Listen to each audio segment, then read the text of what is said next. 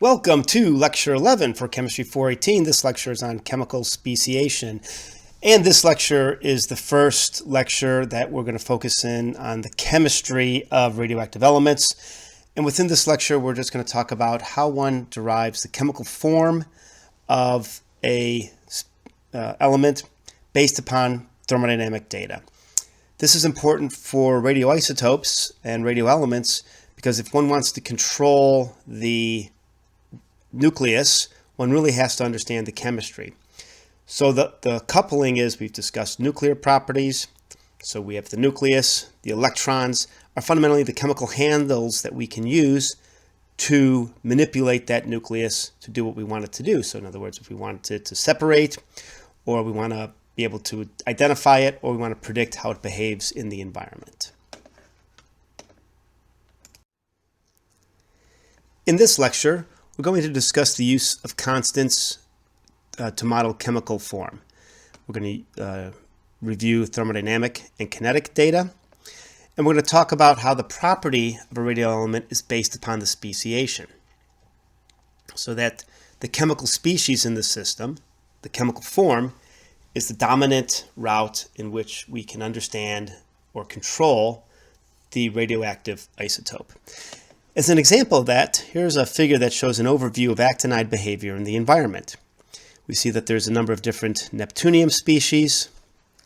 We start off with a neptunium compound in the middle, so it's neptunial. We'll discuss the chemistry of neptunial in later lectures. But this neptunium is sitting in water. It's surrounded by 5 waters, and it's, in this phase, it's mobile, it's soluble. And a few things can happen to it. We can change the oxidation state. So we can make the neptunium go from 5 to the 4. The chemical form will change because the behavior of the 5 of pentavalent neptunium is different than tetravalent neptunium. This will have an impact on the behavior of this neptunium. This neptunium can be in a solution phase and can complex with something like carbonate. Now, instead of having neptunium surrounded by water, we now have neptunial carbonate. This neptunial carbonate will behave differently than an aqueous species. We can also talk about precipitation. So, for instance, this carbonate species, if this aqueous species reacts with a carbonate, makes a carbonate species, this carbonate species can also precipitate. Obviously, if it precipitates, it comes out of solution, different behavior. This chemical form, this aqueous species, can sorb to a surface. So this sorption property, again, retards or retains this metal ion on a surface. So in the environment, this could be sorbing to a clay phase. It could be sorbing to an organic phase. And there's also another reaction where a biomolecule or a biological system, for instance, microbes, can interact and change the chemical form and change the speciation by absorbing them and making these compounds now a biological molecule where it's incorporated or sorbed to a microbe species. All these different species will have different transport properties. So imagine if I have neptunium in the environment, if there's some neptunium in an aquifer, how does it behave? All these chemical reactions come into play. And we can determine the speciation, the different chemical forms, based upon constants. So in this lecture, we're going to review equilibrium constants. We're going to talk about activity, chemical activity, as opposed to radioactivity. And then we're going to give an example of the use of constants to determine and calculate the speciation of metal ions. For any reaction at equilibrium, we can evaluate a constant that should describe the concentrations. So here we have a generalized reaction, A, B going to C plus D. At equilibrium, the ratios of the products and the reactants is defined as a constant. And by convention, these constants are expressed as products over reactants. And the equation, we get some constant here, is equal to the products with raised to the exponent their stoichiometry divided by the reactants. Now these constants, although they're constants, they can change with temperature, ionic strength, And if you measure constants or if you see them in the literature, you should try to understand what are the explicit conditions that these constants were measured under. Often you will get ionic strength, the type of ion that was used to adjust ionic strength, and even temperature. But strictly speaking, these are concentrations. One should really use activities, which are listed in this equation here. We have activity coefficients. At low concentrations, activities are assumed to be 1. And what one can actually do to try to evaluate some of these activity coefficients is to examine constants over a range of ionic strengths and fit the activities. Now there's a number of different equations that are used to evaluate activities. One of the earliest is the Bi-Huckel equation listed here. Rather straightforward equation. Here's your activity coefficient, where we have some constants, where some of the conditions involved in here are the charge of the species, the molal ionic strength, so not molar but molal, and the hydrated ionic radius in angstroms. You can develop a term for the Bi-Huckel reaction, which is listed here in this equation, where we just get this term as a function of the square root of the molal ionic strength. The Bi-Huckel terms are useful for extending activities to higher ionic strength. The Bi-Huckel equation is really reasonably good for low ionic strength, and there are a few activity terms and equations that have been developed to examine higher ionic strength. We'll talk about one, the specific ion interaction theory, where you expand the Bi-Huckel term. So we have this Bi-Huckel term, this D, which is the same as here. It has a short range and a long range term. So there's a long range Bi-Huckel term and a short range specific ion interaction term. And when we say specific ion that will interact with the metal ion that you're interested in evaluating, chlorides, nitrates, etc., have different specific ion interaction terms.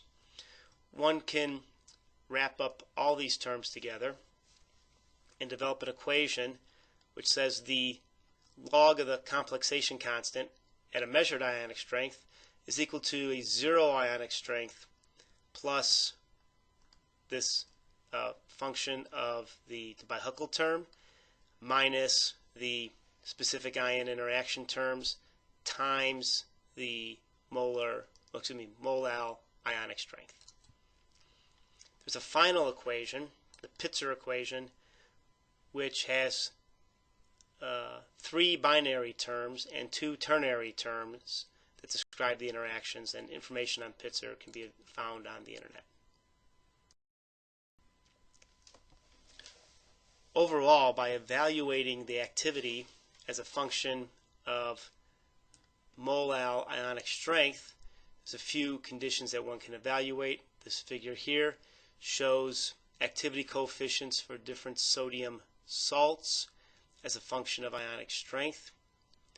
For different calcium chlorides, lithium bromide, lithium chlorides here. And then activity coefficients in this figure here showing ionic strength variations from low ionic strength to seawater levels with different ions. And some of the trends that are obvious here is that the monovalent proton, sodium, potassium, have activity coefficients that are higher than the divalents, and then those divalents are again higher than the trivalents. So there are some trends that can be identified.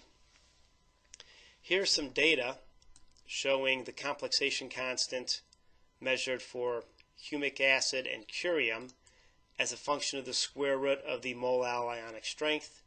If you remember the specific ion interaction term, there's 2 terms that are functions of either the molal ionic strength or the square root of the molal ionic strength. And by plotting the equation where we get the complexation constant measured at a given ionic strength is equal to the complexation constant at 0 ionic strength plus the long range and specific ion interaction terms. we can plot that. This was done for this data, and we can develop this line will give us the equations that'll determine the specific ion interaction terms. Okay, there's a number of ways that constants can be presented. A very simple one is an equilibrium constant, where you get some bond breaking and bond making. So imagine I've got just some acid of some sort where you get two protons formed and some sort of polymerization occurring. I can have a very simple reaction that describes this. I can also talk about stability constants or formation constants. And imagine we have plutonium with carbonate going to plutonium carbonate. Again, the complexation constant for this would be the concentration of the plutonium carbonate divided by the concentration of plutonium-4 times the concentration of carbonate. This same reaction can be written as a conditional constant below here, where we have the plutonium-4 plus the protonated carbonic acid going to the plutonium carbonate plus protons. Now, if we have something like protons in here, we can imagine within this equation that this constant is going to vary with pH. Overall, if you use constants from the literature, you should evaluate what equations those constants relate to. Okay, so once we have a reaction, we can use this information to develop a complexation constant and either measure the complexation constant, or if the complexation constant is known, calculate equilibrium conditions.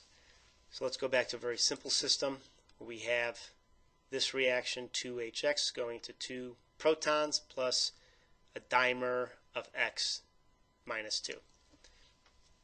This constant here, let's assume it's 4 times 10 to the minus 15. You can use this to answer equation. Initially, if you have 1 mole of HX, what are the concentrations of all species at equilibrium? So if we think about this, we can write a reaction here. We have the complexation constant here. Now we can try to make some terms and substitute so that we can solve for the different species at equilibrium. So to write this, what one would do is evaluate which species would have the lowest concentration at equilibrium. And there's a hint here, since the complexation constant is a very low, small number, I expect that this reaction does not proceed strongly in the forward direction. At equilibrium, it's going to be primarily primarily reactant, not so much with the product. So if we say that this dimer is equal to X, the proton concentration is twice the dimer concentration, and then the concentration of the starting compound is just equal to 1 mole minus 2 times X, because it takes twice the X, so I need to multiply the value of X. Well, since K is small, X must be small. And 1 minus 2x we're going to approximate with 1. So this is a way of solving this equation with a little bit of some terms that makes it easier on us, so that we can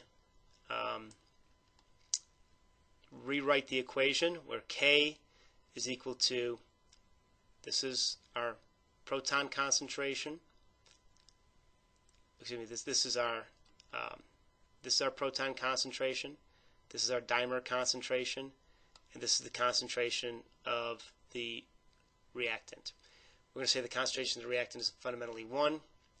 This becomes K is equal to 4x cubed. If K is 4 times 10 to the minus 15, 1 times 10 to the minus 15 is equal to x cubed. X is equal to 1 times 10 to the minus 5. So this dimer is equal to 1 times 10 to the minus 5. And so we solve for the X. And we know that twice this amount is equal to the proton concentration. And the concentration of HX, well, that's just equal to 1, because we set that as part of the approximation. All right, so that's a fairly straightforward and simple case. Now let's try to evaluate a more realistic case. In this more realistic case, the metal ion of interest may be in a complicated environment. There may be many different species to consider simultaneously.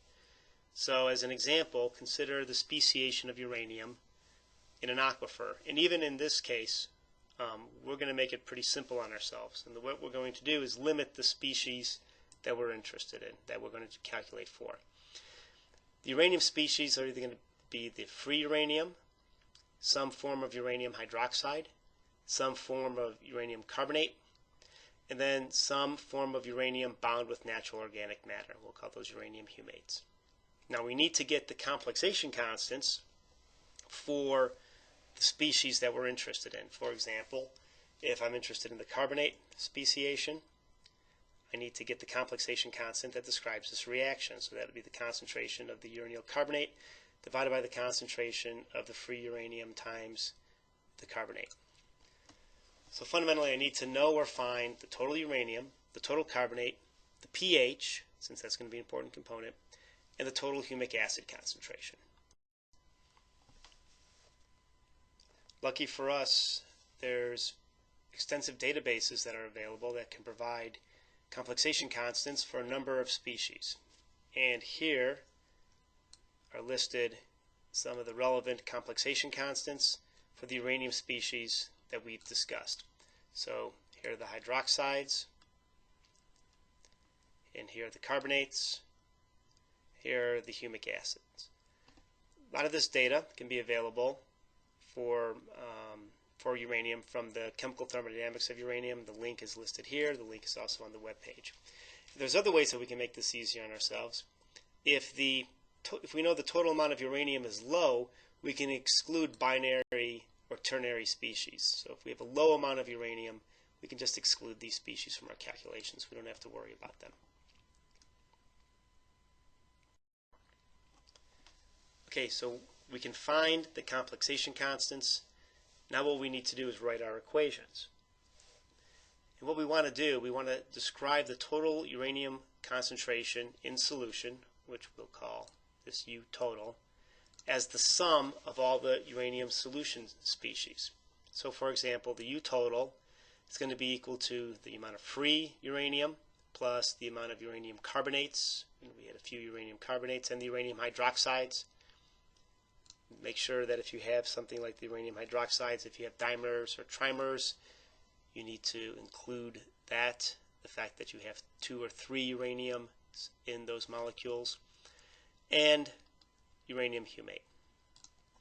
Since carbonate is a function of the speciation, we also need to know something about the carbonate concentration. We can actually get the carbonate concentration as a function of pH.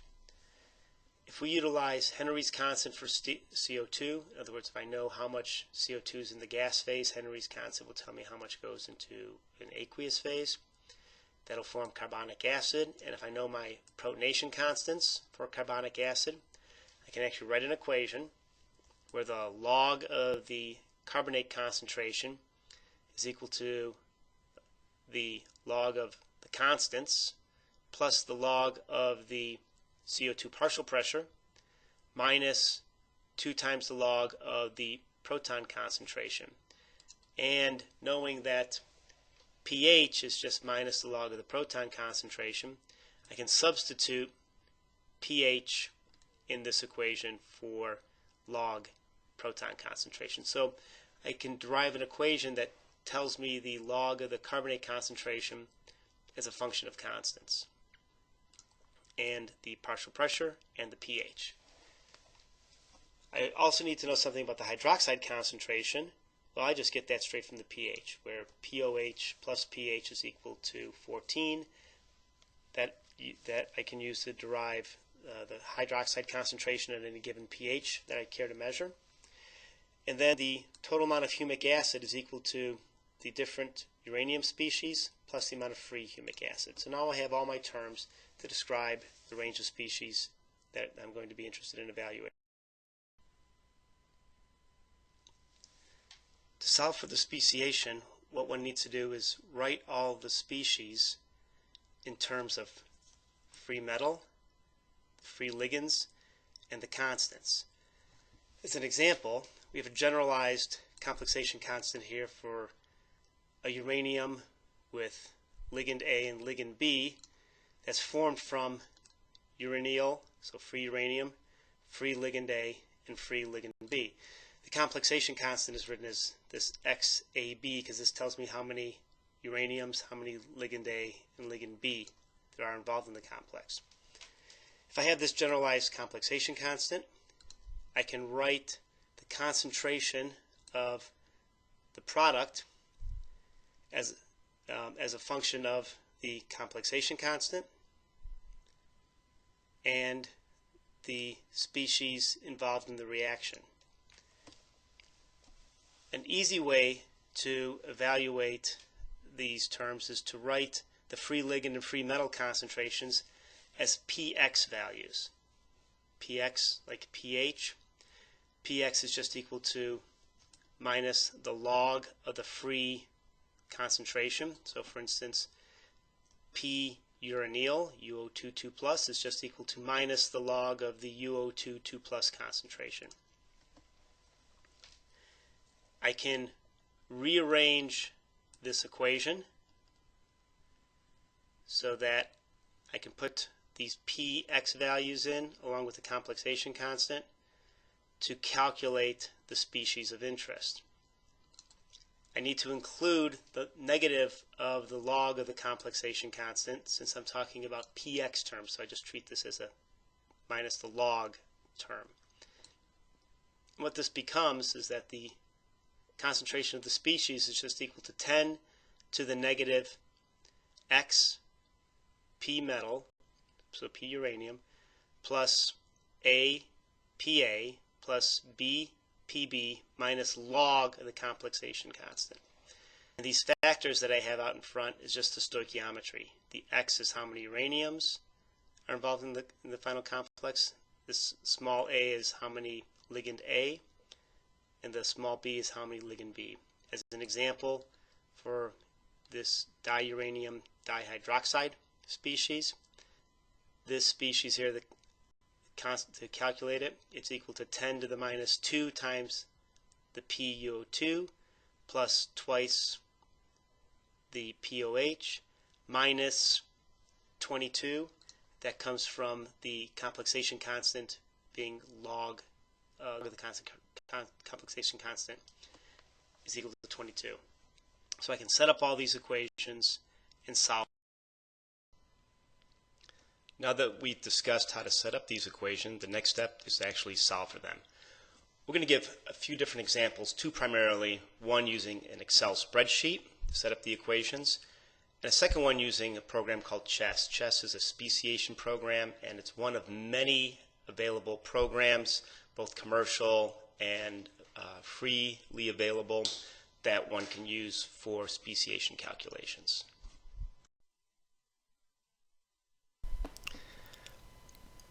Here's an example of an Excel spreadsheet that can be used to determine the speciation of uranium as a function of CO2, partial pressure, and pH. The data, the thermodynamic data that we're going to use are listed here. Here are the pKa's for the carbonic acid combined with Henry's constant, the pKw for water, and then here are the thermodynamic data for the different uranium species. Here's the way they're designated, and here are the log values, and these are provided for all the species listed here. So uranium carbonate, uranium hydroxides, and then we have some data for humic acid. We're going to evaluate the speciation from pH 1 all the way to pH 10. Our CO2 partial pressure is listed here. Our total amount of uranium is 2 times 10 to the minus 7. We can easily change this by just varying this value. Our total humic acid is 3 times 10 to the minus 4. That can change easily. And then we can use these terms to derive these calculations.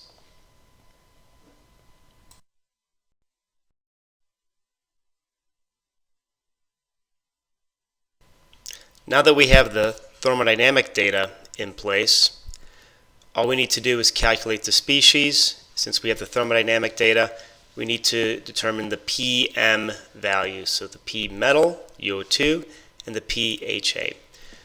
What we do, we just start off with the value that's realistic. If this is our total amount of ligand and total amount of humic acid, total amount of uranium, the PM values should reflect that. And so for humic acid, the concentration is 3 times 10 to the minus 4. Saying a free metal concentration of 10 to the minus 4, that's less than the total, so that's realistic. And the same thing with uranium. If it's 2 times 10 to the minus 7, we say the free concentration is 10 to the minus 7, that's realistic. Now that we have these numbers, we can calculate all the species for each pH. We don't know how accurate these species, the actual species calculations are. We can assume that they're actually not accurate because we've made a guess. However, we can calculate the percentage of humic acid and the percentage of free uranium that's available for each of our calculations. So all this is saying, out of all the data that we've calculated, the percentage of free uranium is listed here. It's just the concentration of the free uranium, so it's 10 to the minus 7, divided by all the uranium species. And for instance, this one, it's 2 times that value because we have 2 uraniums. So that gives us a percentage. If we have a percentage, and I know the total value, which is 2 times 10 to the minus 7, I can recalculate my PM value, which is what we have here. It's just the percentage here times the total, the opposite log of that value. That's right. We do the same thing for the humic acid. Now all I need to do is take these values and copy them and paste them in the original value. I copy,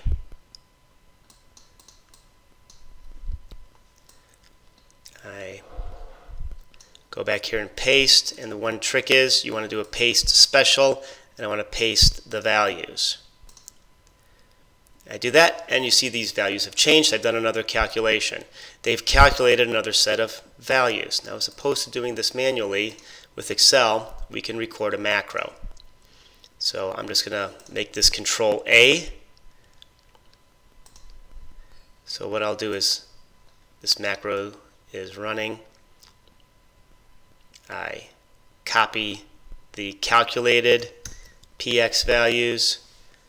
I move these back to my initial px values. I say paste special, and I paste the values. And then let's go back here. I stop recording my macro, and remember it was Control A, so every time I press Control A, I recalculate. I can write this macro to do that 100 times. I can check the values, and I wind up with the percentage that is, I can get an evaluation of the total amounts. I can get the absolute values. Here are all the concentrations of the species in mole per liter. I can calculate the percentage of each species, and this all varies as a function of pH.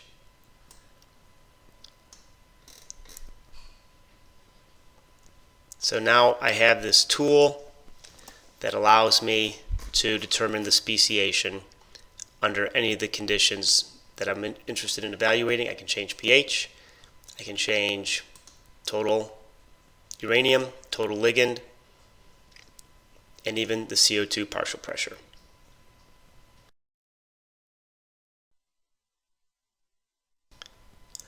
One way to improve upon the Excel speciation spreadsheet would be to generalize the way the thermodynamic data is presented. In the previous example, we have to explicitly write the complexation constant and provide within the cell the correct PM or PX values one would want to use. A generalized route would involve writing a table that has the constant, the number of metals, the number of ligands, the number of protons, the number of hydroxides. That way you can write a generalized equation that includes all the relevant px values, but the factor, if it's 0, takes that out of the equation. I'm not going to go and do a calculation using this cell, but just wanted to show you that there's other ways, other routes that one can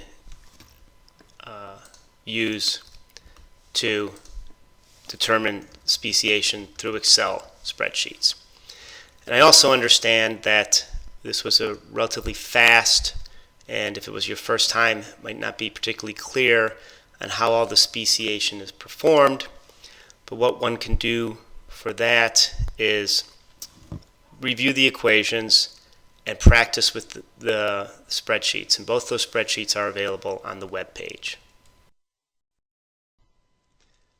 One of the main outputs for the calculations we've just performed is the evaluation of speciation of uranium as a function of conditions. And here's the data for 0% CO2 partial pressure, 1% and 10% CO2 partial pressure for uranium speciation as a function of pH. And this data is taken from those Excel spreadsheets. And what we see is that as the CO2 partial pressure goes up, the carbonate becomes more important, it becomes more dominant at earlier pHs, and that the overall concentration of other species are impacted. For instance, this mixed uranium hydroxy humic acid species, that seems to be impacted by the level of carbonate because it's competing for carbonate speciation around the same pH. One can also use the data to evaluate the amount of organic matter, colloids, that would be present. So we've used the summation of all the uranium colloids to look at the complexation and formation of uranium colloid as a function of CO2 partial pressure. And what we see here is that there's a noticed impact of CO2 partial pressure. We go from 100% to 0%. We see that the amount of colloid at higher pHs increases if there's no carbonate present.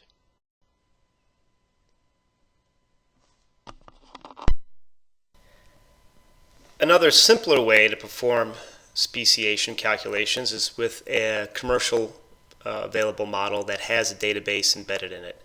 As an example, we'll use the CHES model, the JCHES, and this is the link on the model itself, and the manual for the model is available on the web page for this lecture.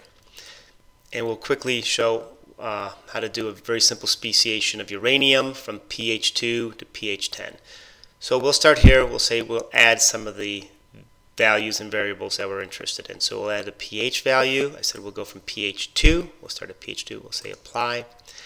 We'll add a basis species, and let's put in UO2, 2 plus, and we'll say that it's 1 millimole per liter.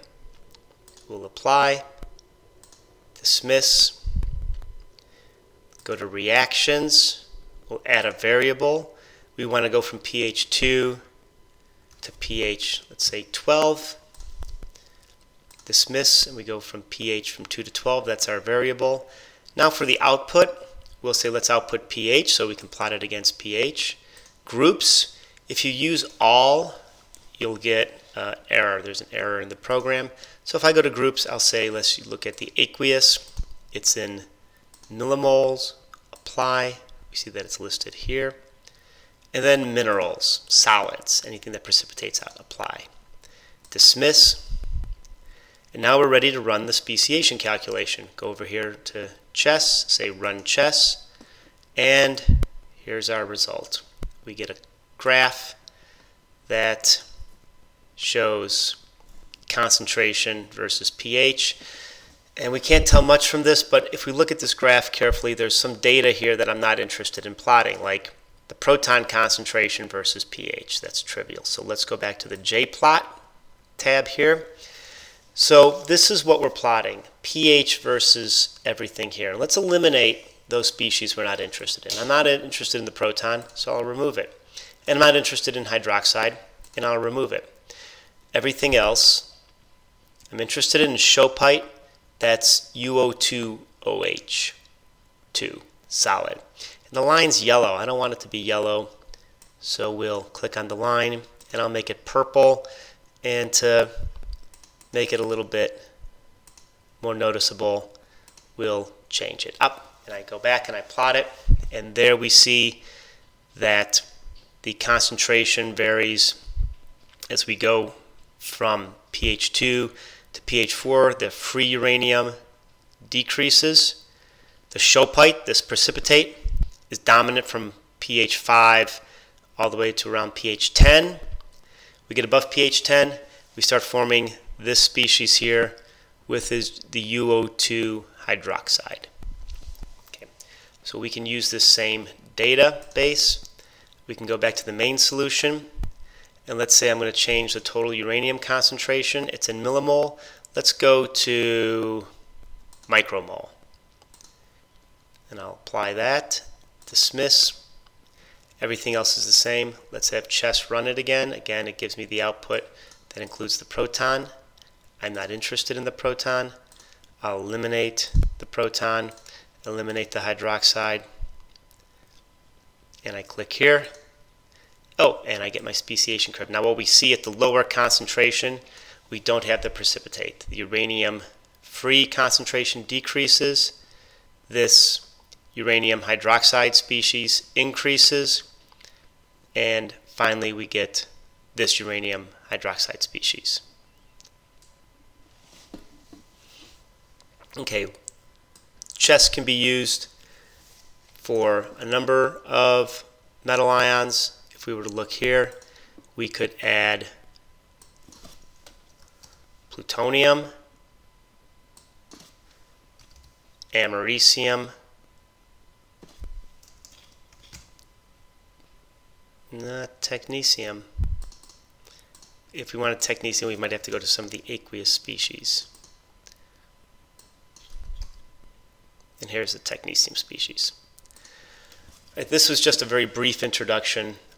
More information can be found by working with the program and reading the manual. CHES can also do solid reactions, including development of EH-pH diagrams.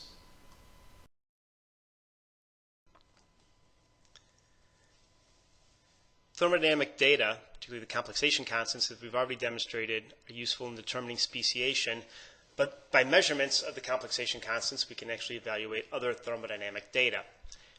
As we discussed earlier, there's relationships between the Gibbs free energy, enthalpy, and entropy, but also the Gibbs free energy and the complexation constant. So here's an example of some experimental data of the complexation of neptunium with humic acid. We've measured the complexation constant, and what we're plotting is the R natural log of the complexation constant against the inverse of the temperature. If I took these two equations and rearranged them, I can get R log K is equal to minus delta H divided by T plus delta S. This allows me to solve the slope. The intercept will give me delta H and delta S values. If I have the delta H and delta S values, I can determine the Gibbs free energy at any given temperature, and that data is actually presented here. So through the complexation constants, one can evaluate thermodynamic data. Conversely, if one has the thermodynamic data, enthalpy, entropy, or Gibbs free energy, one can determine complexation constants. Solubility products are also some thermodynamic data that can be useful in determining speciation. Here's the example of the dissolution of silver chloride, where the silver chloride solid goes to the silver and chloride ions. If we were to write this as a K, we'd use this equation. However, the silver chloride is solid. Its concentration is fundamentally constant, so we can actually drop out of the equation. We use this concept for evaluating KSPs. We're often written as K with lowercase sp, and that's equal to the concentration of the ions that are produced. the dissolution of the solid. One can evaluate complexation constants, for instance, by taking some of the solid and dissolving it. So imagine that we have some silver chloride, we put it into some water, we measure at equilibrium that the silver ion concentration is 1 times 10 to the minus 5. Imagine we did this with a ICP-AES. The question is, what's the KSP? Well, if I just start off with silver chloride, I know that I make silver and chloride. For every mole of silver, I'll make 1 mole of chloride. So those concentrations are equal. So the KSP is equal to this 1 times 10 to the minus 5 times 1 times 10 to the minus 5, or equal to 1 times 10 to the minus 10. If we had the KSP for a salt, for instance, magnesium hydroxide, we could calculate the solution phase concentration of the metal ion at any given pH. So here's an example. What's the concentration of magnesium at pH 10?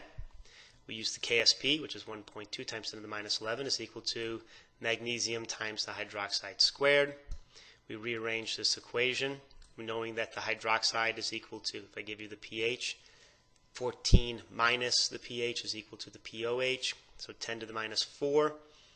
I rearrange this equation where the magnesium is equal to the KSP divided by the hydroxide squared, and I get a value of about 1 millimolar. We can use this with uranium.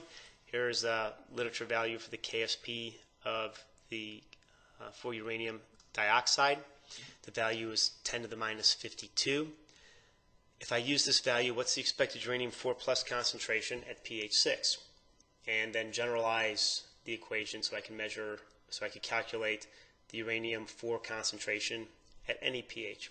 Now, in an actual solution, if the uranium-4 then oxidizes to the 6, your total amount of uranium in solution would be much greater than what you calculate from the KSP. But let's use this as an example. The solubility reaction listed here, where I have the uranium dioxide. Water gets added to it. I make this species, the uranium OH4. That then dissolves into the tetravalent uranium species and 4 hydroxides. The KSP is just the products of the uranium and the hydroxide is raised to the 4th. So the amount of uranium-4 that I can calculate is just the KSP divided by the hydroxide concentration of the 4th.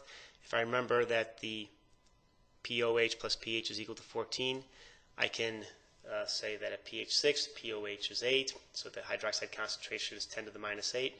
10 to the minus 8 times 4 is 32. So the concentration of uranium-4 is 10 to the minus 52 divided by 10 to the minus 32. That's equal to 10 to the minus 20. And I can generalize this equation where I've said, well, I'm just going to plug this into here where I say that the uranium-4 concentration is just equal to the KSP divided by 10 minus 14 minus the pH times 4. If I take the log of both sides, it's just 52 plus pH, 14 minus pH times 4. So that's a very generalized equation that I can use to determine the amount of uranium-4 that will be formed from the dissolution of uranium dioxide. There are some limits of KSP. Colloids. KSP does not include colloids. In fact, thermodynamic data do not explain colloids well at all. So if you do have colloid formation in your solution, that will actually not show up in thermodynamic calculations. So your calculations versus your experimental data may vary. And often you can have formation of other species that aren't considered in the KSP. For instance, with silver chloride, if I have excess chloride, I can form an anionic soluble species. KSP values are really best for slightly soluble salts.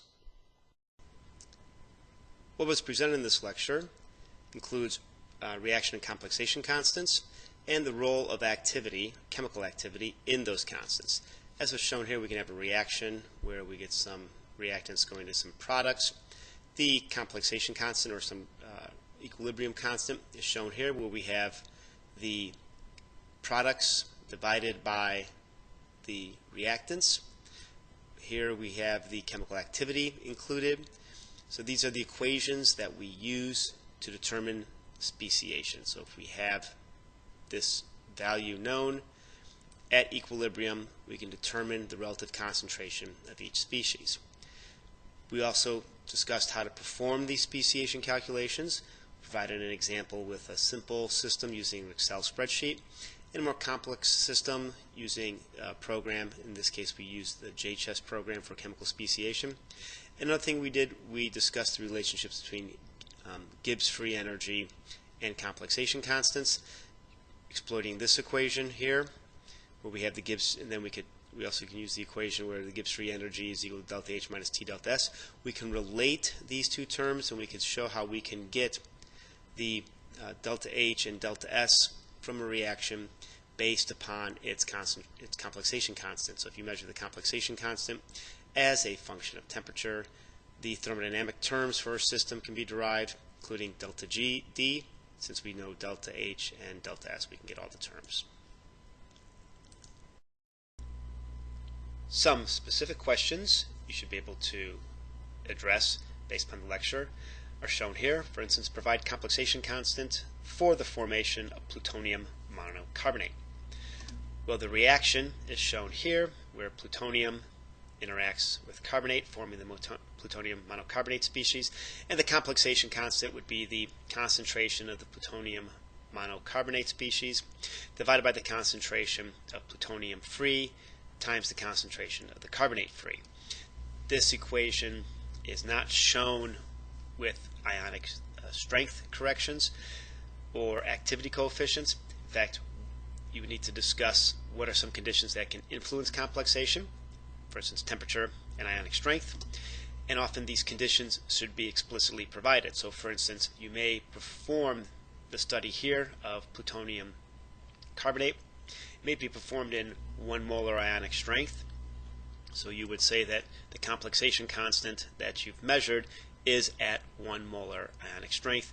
Then you can even report the temperature as 25 degrees or room temperature. And what are some equations used for evaluating activity coefficients? Well, we've discussed the Debye-Huckel, which is a very fundamental equation you've probably seen in previous courses. The specific ion interaction theory, which engages more terms and tries to bring in more of the chemistry that is occurring with the anions and cations that are acting as spectators or changing the ionic strength. And finally, we also discussed Pitzer equations, which are even more complex than the specific ion interaction theory. And both the specific ion interaction theory and Pitzer equations are really trying to evaluate conditions where you have high ionic strength. Another question that you should be able to answer based upon the lecture is something to the effect of, well, determine the speciation for 100 millimole per liter americium-3 and determine the speciation from pH 1 to pH 12. What one would do, you could use CHEM, input the americium concentration in the pH range.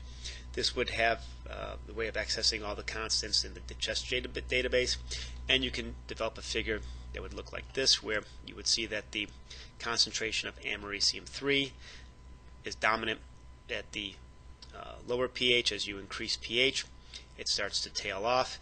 You get the monohydroxide forming a little bit of this dihydroxide, and then around pH 7 you start to get the americium trihydroxide form. When you have completed this lecture, please comment on the blog and respond to the lecture quiz.